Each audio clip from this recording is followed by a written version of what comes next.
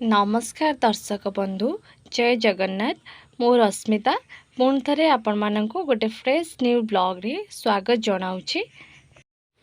I hope आपण मानक ये ब्लॉग टी निहाती भाव में भल लगे। ताले दर्शक बंधु आज आम बनइबा समस्तंकर अति प्रिय बुढ़ा चकुली। से मो अरुआ चाउल को बेसी बड़ नहीं मीडियम साइज चाउल अच्छी आपको ऑलरेडी 5 ରୁ 6 घंटा पानी रे एमती बतुरे रखी थी। चाउल भी पूरा भल भाव में बतुरी जाइए देखु। और ये हूँ बिरी चोपा छड़ा बिरी मार्केट रू आसला किना होगी। ए बिरी की भी 5 ରୁ 6 थर धोईकी तापर मु बतुरी रखी।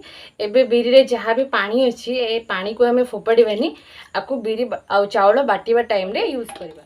पिठाटा भल भाव में फुलिब फर्मेंट हम आ बहुत टेस्टी और सॉफ्ट हम।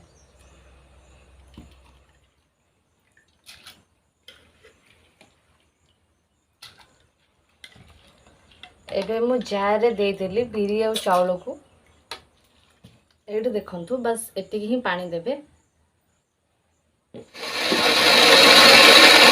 चाउल बर्तमान मन बटा है कि रेडी हो गला। यार कंसिस्टेंसी टाको बिल्कुल यही भाया ही रखिए। बेसी मोटा नुह कि बेसी पतला नुह पूरा थिक कंसिस्टेंसी रखिए। एठी मु गोटे बड़ जगह नहीं जाइए से बिरी चाउल को फर्मेंट होगापी सुविधा हम। ये देखु मोर हो जाइए बिरी चाउल बटा। यार कंसिस्टेंसी टाको बिल्कुल यही भाया रखिए। बेसी करेनि पानिया कि बेसी मोटा करेनि। मोटा हेले चलिबो कारण आप पानी देके ताको ठीक करि परिबे किंतु पतला हेले सेटा एडजस्ट हो परिबनी। देखो दर्शक बंधु मुझे बिरी आ चाउल बटा को गोटे डायरेक्शन में पाखापाखि 10 ରୁ 15 मिनिट एमती घाटुचे। एमती बिरी चाउल को गोलेवा द्वारा आमर पिठो बटाटा शीघ्र फुली जाए और पिठाटा बहुत स्पंजी और नरम होता है। एमती गोलेला परे देखंतु पिठोर साइज पूरा डबल हो जाइए। एबे आपको आम घोड़े रखीदबा किछि टाइम पई।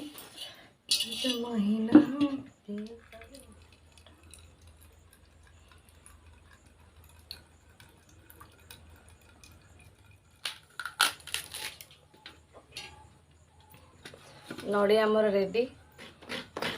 पिठारे स्टफिंग पाई मु नेछि 2टा नड़िया 3 ରୁ 4टा गुजराती आपको आम ए गुंड करवा। गुजराती छेचा होगी रेडी हो गला। एबे आम मरीच को छेचिबा।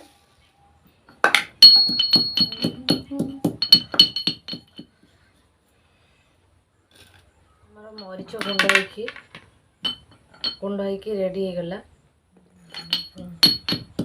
रेडी अदा और मरीच छेचा। ताहले दर्शक बंधु एबे आमे नेक्स्ट प्रोसेस को जिबा। एटी गोटे कढ़ई रे मु नै जाइछि पाखापाखि 150 ରୁ 200 ग्राम गुड़ आ गुड़ को मेल्ट हवा पई छाड़ देइछि।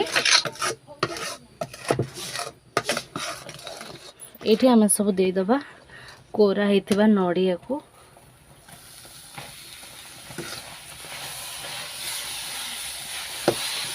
पूरा आमर पूरा प्रस्तुत। लास्ट रे मु फ्लेवर आसे पई गुजराती आ मरीच को दे देइछि। मुझे पिठोरे दे देइछि लुण आ अल्प किछि 22 सोडा बा खाइबा सोडा ता सहित किछि सुजी मिसेकी आ मिठा पाई मुझे गुड़ को यूज करिछि। आपण चाहिए चीनी भी नहीं पारिबे। आको भल भाव गोले दउछि। एठी मु तावा रे लगे देइछि घी। आपण चाहिए सनफ्लावर ऑयल भी नहीं पारिबे। एबे तावा भल भाव ताती गलानी आमे एठी पिठो को दे दबा।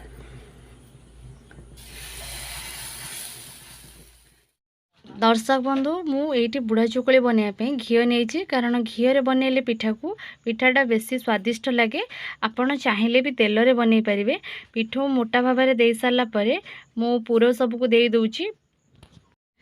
मुझे भिडियो रे देखौछि आपण सेमिति पूरा को चारिआडे स्प्रेड करके देबे। गोटे लेयर पूरा दे सारा पर ता ऊपर आ गोटे लेयर रो पिठो आण दे देबे। एठी मोर रेडी हो गला पिठा। मु एबे ताको घोड़े देइछि। जेहेतु बुढ़ा चकुली सिझापी किसी टाइम लगी थाए आपण आपको लो फ्लेम रे मुझे चुली रे पूरा कम जाल यूज करी किसी टाइम सिझापी छाड़देवे। ये देखूँ पिठाटा मोर भल भाव उठीगला। पिठा पूरापूरी गोटे साइड्रु मोर हो जाइए, आर साइड को मुझे पलटै देइछि। एठी पिठा मोर हो गला पूरा रेडी।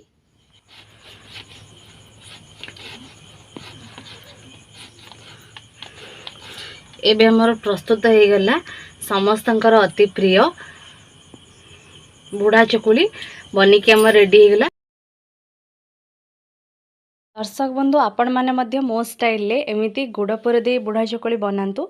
देखिए चीनी पुर अपेक्षा गुड़ पुरर टेस्ट किसी अलग लगे, डिफरेंट लगे खावाई। निजे एमतीका बनैकी खातु, ता सहित अन्य मान सहित शेयर करूँ ए रेसिपीटी जदि भल लगुच। ये देखु पिठाटा केते सॉफ्ट और स्पंजी होती, पूरा केक परिका। दर्शक बंधु भिडियोटी जदि आपण मानक भल लगी तेबे निहाती भाव में लाइक करेंगे, शेयर करेंगे, कमेंट करने जमा भी भूलें। आउ एमितिका नुआ रेसिपी देखिए आम चैनल को सब्सक्राइब करेंगे। रहिले नमस्कार, जय जगन्नाथ।